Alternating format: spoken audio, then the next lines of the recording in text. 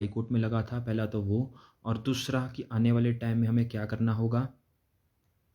साथियों, हम पिछले 2 दिन पहले हम मुख्यमंत्री जी से विधानसभा में मिले और हमने अपना मैटर जब वहाँ पे रखा, अपनी बात वहाँ रखी, तो उन्होंने एजुकेशन सेक्रेटरी को हमारा लेटर दिया, हमारा मेमोरेंडम दिया और एजुकेशन सेक्रेटरी को डायरेक्ट कहा कि ये जल्द से जल्द किया जाए।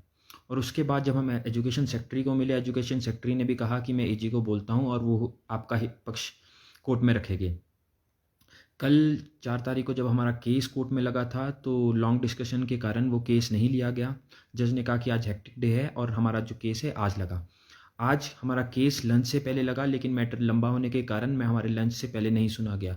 और लंच के बाद जब डिस्कशन स्टार्ट हुई, डिस्कशन स्टार्ट हमारे वकील, जेबीटी के वकील द्वारा की गई और हमारे वकील ने पूरे फैक्ट्स रखे वहाँ पे, केस के हर एक चीज़ वहाँ पे रखी। और उस चीज़ों को जज ने भी सुना और बाकी एडवोकेट्स भी वहाँ पे थे। सभी एडवोकेट्स इस बार डिस्कशन में थे और सभी एडवोकेट्स ने बात सुनी। और बीच में जब कुश शर्मा जी, जो हमारे बीएड के एडवोकेट हैं, उन्होंने इंटरप्ट किया कि जी हाई कोर्ट ने पहले ही ऑर्डर दिए हुए हैं और पहले ही एलिजिबल किया है बीएड को और इनकी फ़ीस भी जो है आपने ली है।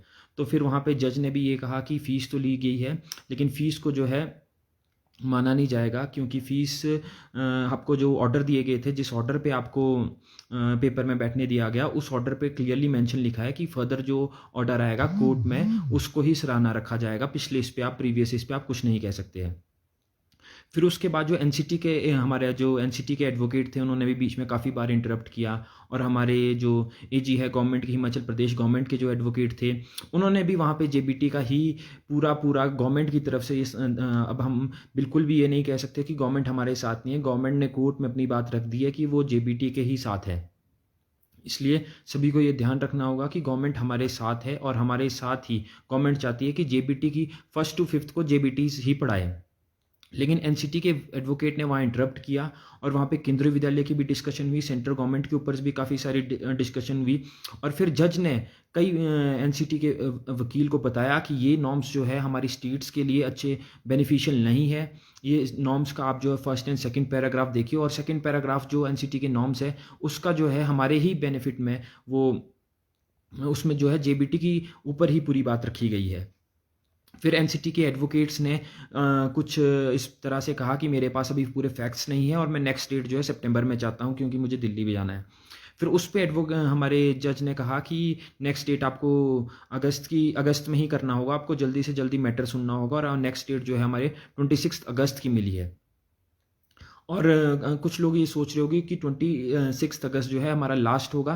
ऐसा नहीं है कि 26 अगस्त हमारी लास्ट डेट है, लास्ट उसमें हमारा ऑर्डर निकलेगा, लेकिन ये हमारे एडवोकेट्स का ये रहेगा कि वो ओरल ऑर्डर हमारा 26 को निकाल ही दे, किसी ना किसी इस पे हमारा ओरल ऑर्डर जो है 26 को निकल जाए, जिस वजह से हम जो है अपना रिजल्ट निकाल सके। क्योंकि रिजल्ट भी निकलेगा, रिजल्ट आने के बाद 1-2 महीना जो है हमारा, 1-2 महीना हमारा अपॉइंटमेंट्स में लग जाएगा। इसलिए हम चाहते हैं कि कोर्ट का जो फाइनल जजमेंट आने से पहले हम रिजल्ट निकालने पे भी फोकस रखें, क्योंकि 1-2 महीने का हमारा प्रोसीजर जो है रिजल्ट निकालना अपॉइंटमेंट लेने तक में चले जाएगा। फिर एनसीटी के एडवोकेट्स ने जब हमारे से इस कुछ फैक्ट्स जो है वो अभी भी कोर्ट में रखना चाहता है, उन फैक्ट्स के बिहाफ पे वो बात करना चाहेगा 26 तारीख को। 26 तारीख को हमारा, जहाँ तक हमारा यही एक वो रहेगा कि हम 26 तारीख को अपना ओरल ऑर्डर निकालें।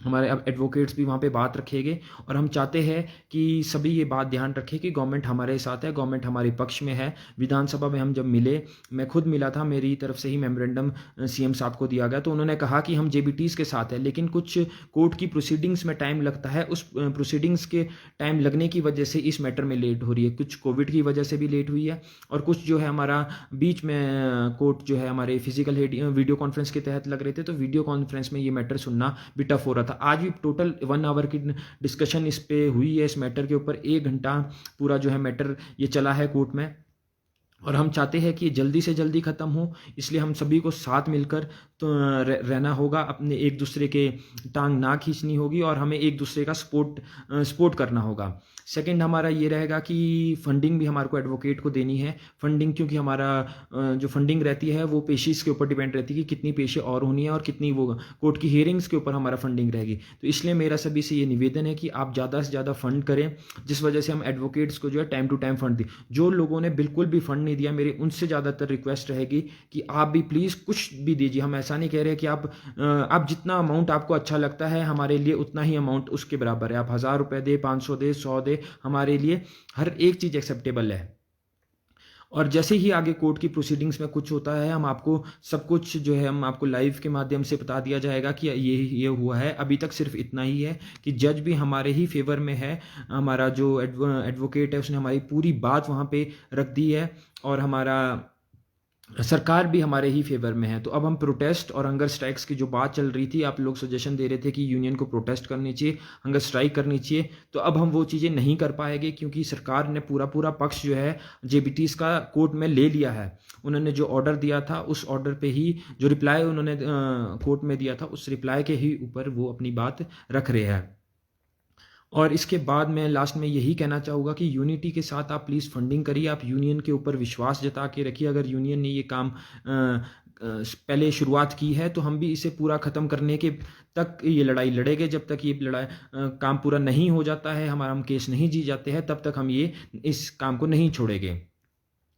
सेकंड हमारा ये रहेगा कि आप प्लीज़ फंडिंग के ऊपर भी ज़्यादा ध्यान दीजिए क्योंकि हमारा एडवोकेट को अगर हम फंडिंग नहीं देंगे तो उससे भी प्रोसीडिंग्स में काफ़ी टाइम लगेगा। एडवोकेट्स टाइम टू टाइम पैसा मांग रहे हैं और हमें फंडिंग देनी है, इस समय हमारे पास फंडिंग नहीं है। सेकंड हमारा ये भी रहेगा कि अगर एनसीटी का एडवोकेट जो है इस मैटर के ऊपर ज़्यादा ही लेट करेगा तो हमारे को दिल्ली भी जाना पड़ सकता है, एनसीटी भी जाना पड़ सकता है, वहाँ भी अपनी बात रखनी पड़ती है। बल्कि जज ने तो कहा है कि हमारा स्टेट है, हमें एमएचआरडी से इससे कुछ नहीं लेना देना है। आपने ये रूल बनाया है, ये रूल गलत फ्रेम किया गया है क्योंकि हर एक स्टेट्स की अलग अलग कंडीशंस है। यहाँ पे जेबीटी सबसे ज़्यादा है। हमारा वकील का उन्होंने पूरा का पूरा जितना भी हमारे वकील ने बोला है वो पूरा जज ने सुना। उस जज ने जब ये सुना तो उसने पूरा का पूरा जो हमारा मैटर है सुनने के बाद जज भी अपने तरफ से जेबीटी के हक में ही बात कर रहा था। इसलिए साथियों हमारा फर्स्ट ये रहेगा इसके बाद कि हमें रिजल्ट निकालना है, वो हमारा ओरल जजमेंट के बाद हमारा रिजल्ट निकल जाएगा क्योंकि फाइनल जजमेंट आने आने तक बहुत 2 से 3 महीने लगेंगे। जब रिजल्ट जल्दी निकलेगा तो उस वजह से हमारे को ये फ़ायदा मिलेगा कि हमारा 2-3 महीने जो अपॉइंटमेंट में जाने हैं उसके साथ साथ ही हमारी जजमेंट आ जाएगी। तीसरा जो आप लोग पूछ रहे थे कि ईटीटी में हमारा जो केस लगा है ईटीटी के ऊपर क्या हुआ। ईटीटी की तरफ 3 केस लगे हुए हैं हमारे, एक यूनियन की तरफ से, एक मेरे नाम से और एक और जो आरटीआई जिसने लगाई थी दीपक उसके नाम से लगेंगे। इन तीनों में से एक केस जो है फाइल हो जाएगा। जैसे ही वो फाइल हो जाएगा उसके ऊपर आपको सभी को बता देगा। 3 सेट में केस लगवाया गया है, कोई एक सेट में वकील कोर्ट जो है अलाउ कर देगा, उसके बाद ये प्रोसीडिंग स्टार्ट होगी। अगर आपके किसी के भी कोई क्वेश्चंस हैं तो प्लीज़ आप मुझसे कमेंट बॉक्स में पूछ सकते हैं और मैं चाहूँगा कि आप जल्दी से जल्दी कमेंट करें और पूछें।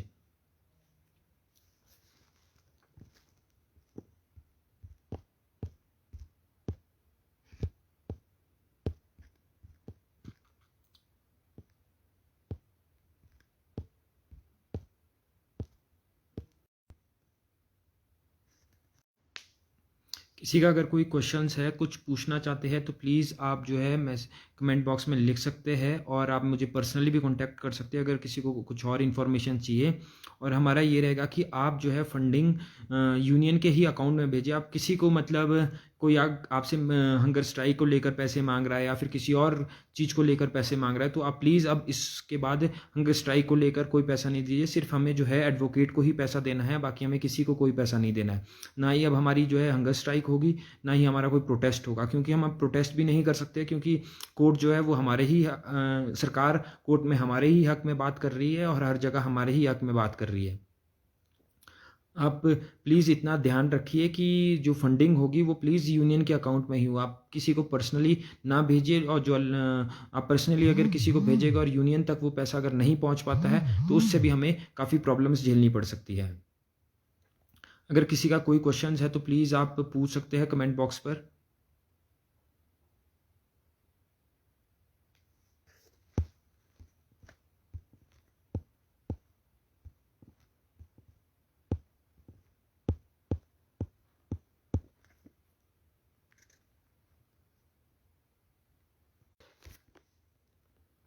ठीक है, धन्यवाद दोस्तों। इसके साथ आगे भी जो कुछ भी होगा हम आपके के पास अपनी पूरी बात पहुंचाएंगे।